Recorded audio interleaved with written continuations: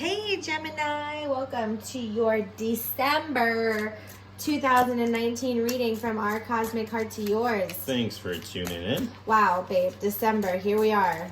Can't believe it. It's already the end of the year. Yikes. So if you're new here, welcome. And if you are a subscriber, welcome back. We appreciate you joining us. We sure do. It's me and my twin flame, Mr. here. And we are delivering you a reading for the month of December. 2019 is obviously it's our last monthly reading for the year.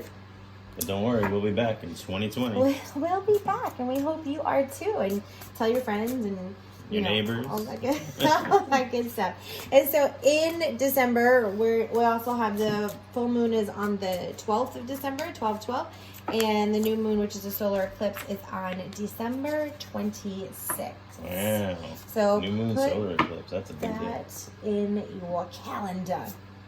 And we'll, of course, come at you with the weeklies to help you get through it. So for now, we're looking at the monthly reading for Gemini for December 2019. We look at the feminine, the masculine energy, which everyone has. Your feminine energy is your all-knowing, intuitive, sacred knowledge, and your masculine energy is the actions that you take. So the work and the awareness and the union is what we are looking for. The feminine energy work for December is positive change. So there is positive change happening in your experience, but you're having a hard time seeing it, and you're having a hard time believing it, or maybe you're just used to things falling through or not really working out the way you thought.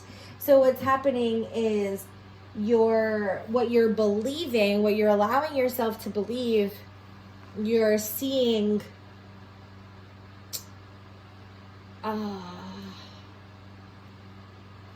there's a word. You are seeing like things happen, but that's not the word I want. Evidence. You're seeing evidence of your. How come when you can't think of a word, I put it in. And when I can't think of a word, you're just like because I already have smiling at me with your baby blues. Like, come on. All right. So what you're believing is showing up as evidence, but it's not truth. The truth is there are some positive changes in your life. You're just not seeing them because you're used to having this old record playing of how things are going to go and how things are going to be. And so your intuitive mind, your sacred knowledge and divine wisdom that's trying to come in is trying to shift this perception for you. Yeah. And the record you need to have on is George Michael, because you gotta have faith. Yeah. You didn't like that one? I like it. Oh. And you are seeing this situation accurately. You're not seeing the situation accurately, which is what I just said. Because it's reversed. This is what I'm saying. You're having a hard time seeing things accurately. I just said that. Yeah. Yeah. So but it's a product of your perception. Beliefs, yeah. Like it's not true that these positive changes aren't happening. You're just not seeing it correctly because of the shitty mindset that you've had. Yeah. So change those beliefs. So it's time for a transformation. The work that you're going to have to do is transform this belief system. Now listen, I know it's not necessarily easy to just all of a sudden believe in rainbows and butterflies, and that's not what it's about. No. Take whatever it is that you're going through, Gemini, whatever it is, and what I want you to say and believe is, I trust that this is working out the way it's meant to. I trust that this is working out the way it's meant to. And then what I want you to follow is your heart, what feels right and what feels good for you. So if you're in a relationship, let's say you're in a relationship with someone and you're unsure of where it's going to go, you're going to say, I trust that this is working out for the way it's meant to. But if that person says, hey, do you want to go for dinner? And you're hungry and you like their company, then go for fucking dinner. I don't know how else to say that. Keep it really simple. If it's your job, I trust that things are working out the way it's meant to. Right. And if you go to work that day and your boss is like, hey, I think you did a really good job on that last piece. Could you do a piece on this? Do the piece. Yeah. I think it's removing any expectations that you have set on the it's working out the way it's meant to. Yeah. And just do what is happening in that moment that feels right. Yep. Queen of Swords, again, this is all about perceptions. Queen of Swords is about really getting a hold of your perceptions. I think that as you start to take out the thought of what might happen and just say it's working out the way it's meant to, and then continue to take action, because I think your action has been okay. I think your perception is going to start to shift because your evidence is going to start to shift. And that's what Seven of Wands is about trust. That you're actually able to be like, okay, there are some demons that I'm tackling, and I can trust the stuff that I've been, the work that I've been doing, or the relationships I've been building, or whatever it is. Yeah, I feel like sometimes we allow our perception to speak louder than our intuition.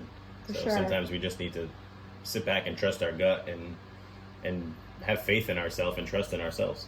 We don't even have to know what our gut is saying sometimes. Right. Sometimes we want to know so much about that. Like you said, we'd rather have our perception than our intuition. But like, if you can just trust that it's working out. Yep. And what is your present moment? What is it asking of you? How do you want to respond in a way that feels good for you? And then do that. That's all. Yeah. No judgments. No judgment. All right, and so the awareness that it brings is this inner peace, okay? Yoga is all about this journey inward and really figuring out who you are. So I feel like the awareness that comes from it is this inner peace, is this inner awareness. It's the groundedness, which is hard for air signs, I know. Our masculine energy. Great! Balance, career, and home life. Beautiful. That's literally the two examples that I gave. Right. Was your career and your home life. So I feel like, there is a balance. You have yoga coming in to bring you down to balance and, get you centered and get you at peace with your career and your home life. Right. Like don't bring your work issues home, and don't bring your home issues to work. You got to try to figure out how to, like it says, balance the two, and know when and where is the proper time to talk about it and heal about it. Yeah.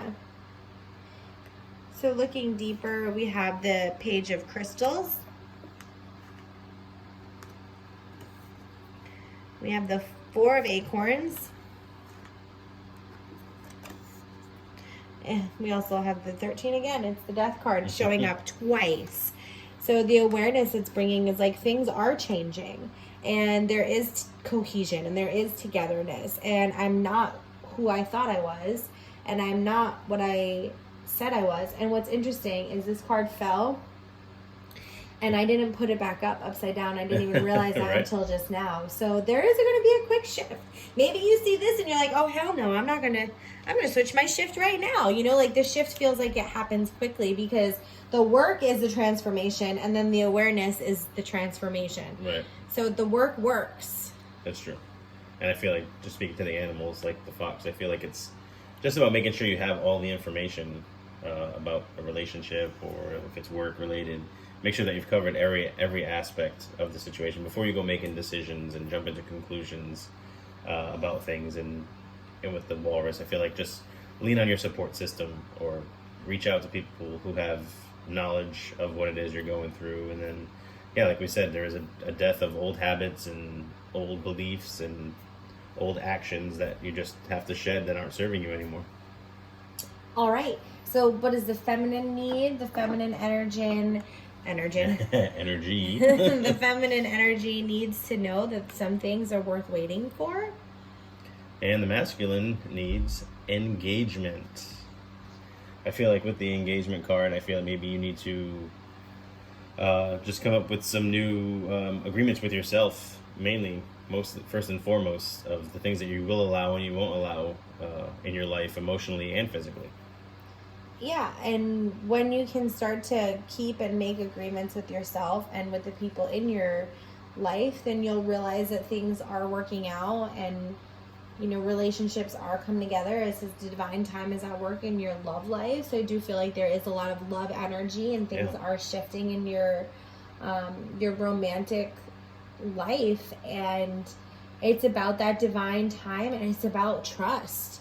So it's going to be a transformational end of the year for you as you shift your perceptions going into 2020. Hopefully you can go in with a fresh perspective and a new outlook on love and your life and how things are turning out.